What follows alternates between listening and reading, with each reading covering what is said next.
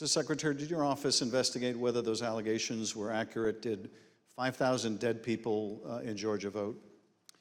No, it's not accurate. And actually, in their lawsuits, they allege 10,315 dead people.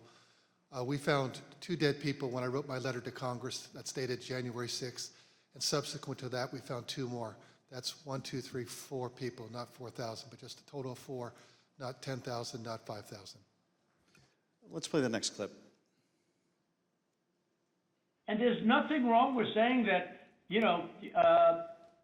that you've recalculated, because the 2,236 and absentee ballots, I mean, they're all exact numbers that were done by accounting firms, law firms, etc. And even if you cut them in half, and cut them in half again, it's more votes than we need. Mr. Secretary, is there any way that you could have lawfully changed the result in the state of Georgia and somehow explained it away as a recalculation? No, the numbers are the numbers. The numbers don't lie. We had many allegations, and we investigated every single one of them. In fact, I challenged my team, did we miss anything? They said that there was over 66,000 underage voters. We found that there's actually 0. You can register to vote in Georgia. When you're 17 and a half, you have to be 18 by Election Day. We checked that out, every single voter. They said that there was 2,423 non-registered voters. There was 0. They said that there was 2,056 felons. We identified less than 74 or less that were actually still in felony sentence.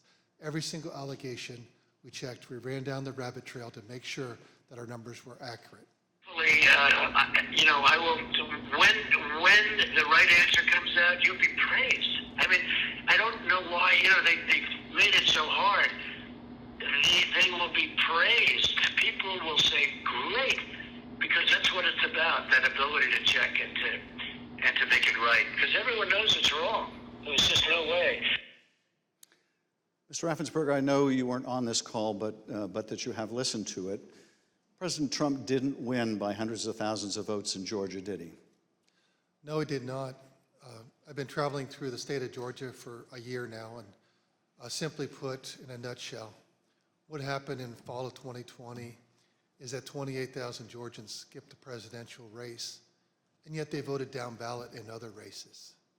And the Republican congressman ended up getting 33,000 more votes than President Trump.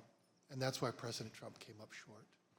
And when you look at what you saw on the video, which to me was a smoking gun, powerful smoking gun, well, I don't have to be a genius to figure out what happened. And I don't have to be a genius to figure out that those votes are not legitimate votes. You don't put legitimate votes under a table. No. Wait until you throw the opposition out, and in the middle of the night, count them. We would have to be fools to think that.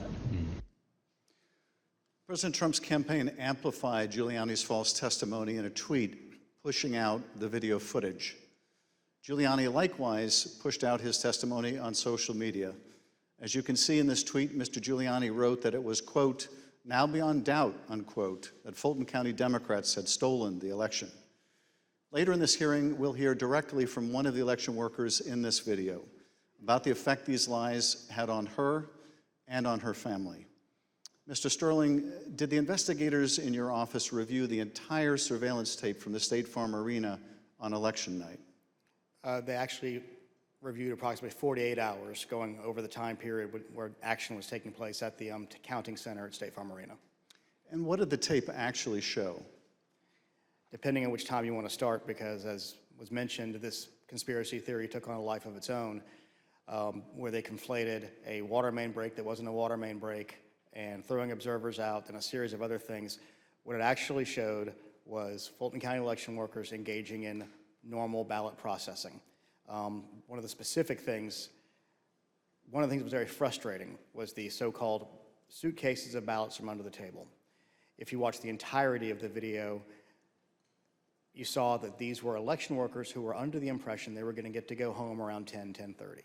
People are putting on their coats. They're putting ballots that are prepared to be scanned into ballot carriers that are then sealed with tamper-proof seals so that they're not messed with. It's an interesting thing because you watch there's 4 screens of the video, and as you're watching it, you can see the election monitors in the corner with the press as they're taking these ballot carriers and putting them under the table. You see it there.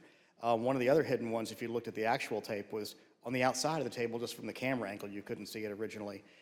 And this goes under the no good deed goes unpunished. We were told, we were at GEMA, as the secretary pointed out, and we were told that it looked like they were shutting down the Fulton County counting.